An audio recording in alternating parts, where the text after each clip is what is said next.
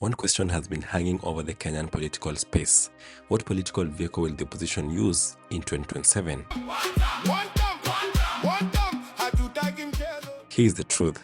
You can have the biggest names, you can have the biggest rallies, the biggest speeches, but without one united political home, 2027 is going to be a bit hard to crack. Hawa nitawasambaratisha asubuhi na mapema. Hawa wanijui bwana. In 2002, we had the Rainbow Coalition.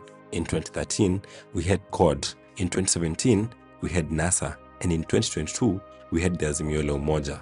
I do hereby accept to present myself as a presidential candidate. Now, over the last 48 hours, several things have happened. On their own, they don't look extraordinary, but you put them together and a completely different picture appears. 2 years after the Azimio Umoja coalition party lost its political edge following defections and realignments by key affiliates such as the ODM party, its current leader, Kalonzo Musyoka, is now tasked with rebuilding the alliance from the ground up. I think the opposition have finally got their vehicle for 2027, and even the two members who have been hesitant to join seem to already be coming home. Let's talk about it. If you love this kind of content, go ahead and like this video and subscribe. Now let's get to the video. Good evening, ladies and gentlemen. It is my duty now to communicate to the public the decisions made by the Azimio Council at their meeting this afternoon.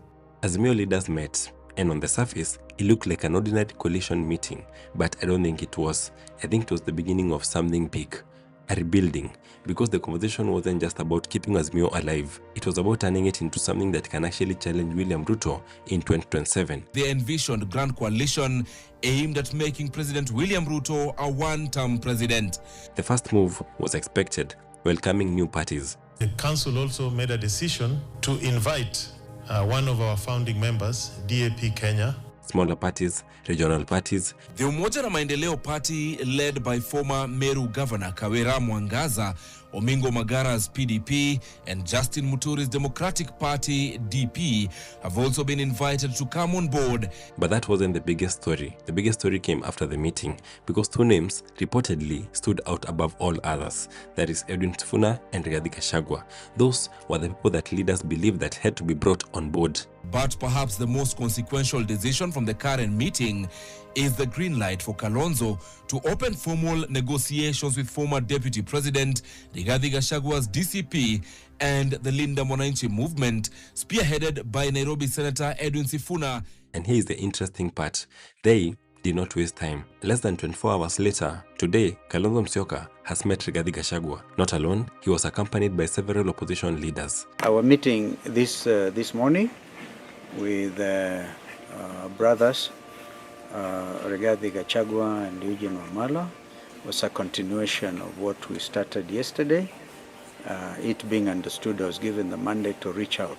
The goal was convincing Rigathi Gachagua to officially join Azimio Umoja, so that we can fast track the formation of this new coalition. Kenyans are waiting for it, and we do not have time to spare. Now, let me ask you something. Does that surprise you? Because honestly, I'm not surprised. Think about what Gachagua has been saying for months. He has repeatedly talked about working closely with Uhuru Kenyatta. Mimi na Rais Uhuru Kenyatta tunafanya kazi pamoja. Now, here's the thing. Whether people like it or not, Uhuru Kenyatta remains one of the biggest political influences in Kenya. And also, he's the chair for Azimio Umoja. So, if Gachagua is serious about working with Uhuru Kenyatta, is in this where he gets to walk his talk? To me, that feels like the natural direction. Not because anyone announced it, but because the pieces seem to fit. Of course, politics has a way of surprising us, and it has surprised us before. So, we'll have to wait and see. But here's another question. If Gachagua joins, does that make him and his party DCP stronger, or does it create new political problems? So mimi nikisikiza hapa mlimani imeamulika, gari ya mlima ni moja. The future is green. Na green ni utajiri. Now let's talk about the second name, Edwin Sifuna. Here's where things get interesting. And the Linda Mwananchi movement, spearheaded by Nairobi Senator Edwin Sifuna and Siaya Governor James Orengo, once they are through with the process of registering a political party. Sifuna can't just join a coalition as an individual. Neither can he join with his movement, Linda Mwananchi, because Linda Mwananchi is not a political party, it's just a movement. Politics don't usually work like that. He needs a political vehicle. And today, something important happened. Linda Mwananchi Party of Kenya, here we go. Now the process of registering Linda Mwananchi as a political party has begun officially. Leaders from Linda Mwananchi movement appeared before the registrar of political parties. As principals and members of Linda Mwananchi, we came here this morning to engage with the registrar of political parties regarding the reservation and registration of our name, Linda Mwananchi movement. They are trying, once again, to register Linda Mwananchi as an official political party. This isn't the first attempt. You will recall that we had made an application for that name and we received a letter declining the registration on account of public interest. So we came to engage with the registrar on the interpretation of the law, in particular Section 8 of the Political Parties Act. This time, they sounded much more optimistic. In fact, they've said that they expect feedback very soon. We must say that the registrar received us very well, and we have had very cordial and extensive discussions with him. There is no reason to refuse the registration of the name Linda Mwananchi movement. And we have agreed that he will now review his decision, and before the end of the week, he will get back to us. Now, imagine this. What happens if Linda Mwananchi is finally registered? I think it changes everything, because for months, supporters have been asking Sifuna one question: when are you going to turn Linda Mwananchi into a political party? Sifuna, you have branded yourself well. Sifuna, wachana na ODM. Itakuwest. Come up with a party, a new political party vehicle. This could finally be that moment, and if it is, suddenly, Sifuna will have a political home, one that could eventually become part of a bigger coalition. And I want you to notice something. Karoli Omondi is the SG for ODM, but also is a spokesperson for Linda Mwananchi. Do you think that is coincidence? Maybe, maybe not. All I can say is that Sifuna and Linda Mwananchi might actually be the first ones to join Azimio Umoja even before Gachagua. Some people say we don't want zoning. If you don't want zoning, what do you want? Now let us shift a bit to a former member of Azimio Umoja, that is ODM. We want zoning because this is our zone. It's Omabei, not our zone. Raila Odinga Jr. spoke, and I think many people overlooked what he said. He talked about the future of ODM's relationship with broad-based government. His message was actually straightforward, that if this partnership is actually going to continue, there must be boundaries. ODM strongholds should remain ODM strongholds. If UDA wants to invade those areas, then ODM, in his view, has no reason to continue this arrangement. Mini Raila Jr. Nani ataniambia broad-based na zoning? Wakikataa si tutaenda tu. Si ndivyo? So have no fear, have no worry. Now think about that, because ODM wasn't just another party. ODM was the backbone of Azimio. So if that relationship changes, the entire political map could actually change with it. Mi nafikiria vile kupanga Kibera post 2027 na nyinyi mnafikiria vile kupiga hii kura. So nishaenda mbele yenu. Shida yangu ni vile napanga Kibera sasa. Shida yenu sasa itakuwa vile nitaingia. Hiyo si shida yangu. Then came one final surprise. Turns out Raila Odinga Jr. now wants to go to parliament. Sijaogopa, hakuna pali nimeogopa. That will surely be an interesting race to watch, because obviously carrying Raila Odinga's names opens doors, but elections still have to be won, and voters will have to decide whether the next generation of Odingas still has a space in Kenyan political space.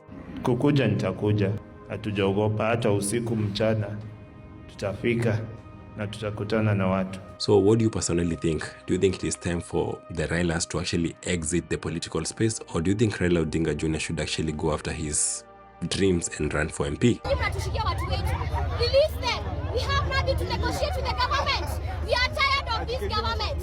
Release Kagushia. Now before we finish, let's talk a bit about the rest of Kenya MP, that is Anthony Kaguchia. I'll follow you. Now, this case quickly became bigger than one politician. because the debate wasn't just about Kagusha and what he said. Now, Mukurweini Member of Parliament John Kagusha has warned Mount Kenya residents of serious consequences if they vote for President William Ruto in next year's presidential elections. It became about something else entirely: consistency. His supporters asked one simple question: if one politician is arrested over controversial remarks, why aren't others also arrested? Why do some statements lead to arrest while others appear to pass without consequences? The question is, we were called hyena. Why didn't you arrest that person? You are arresting a person that amesema tu kidogo tu. Ninyi mnatushikia watu wetu. Release them. We have nothing to negotiate with the government. We are tired of this government. Now, you might agree with Kagusha, you might not. That's not really the point. The bigger conversation is whether the law is being applied equally. With regard to the arrest of Honorable Kagusha, we are yet witnessing another episode of selective application of justice. And that's a debate that has become very hard to ignore. So we want to see people like Duale, who have said a whole community is Aina's type of people. And in fact, he should have been arrested before being forced to resign. And in my view, I think that is why after his release, supporters gathered outside the police station, singing and shouting one term. What started as an arrest ended up looking like a political rally. Sometimes, politics has a strange way of turning setbacks into opportunities. The question remains though, will this arrest hurt Kagusha politically, or will it make him even more stronger?